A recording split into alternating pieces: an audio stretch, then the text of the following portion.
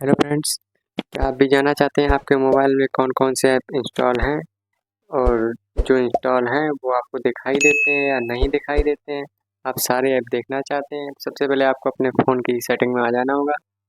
Setting में आ जाने के बाद आपको स्क्रॉल करते हुए नीचे जाना है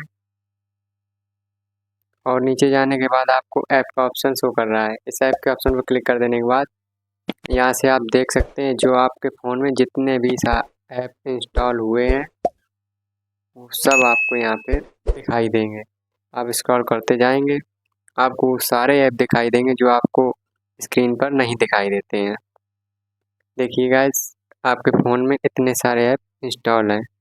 यहाँ से आपको जिसको भी डिलीट करना है उस पर आपको क्लिक कर देना होगा। क्लिक कर देने के बाद यहाँ से आपको डिलीट भी कर सकते हैं, डिसेबल भी कर सकते हैं।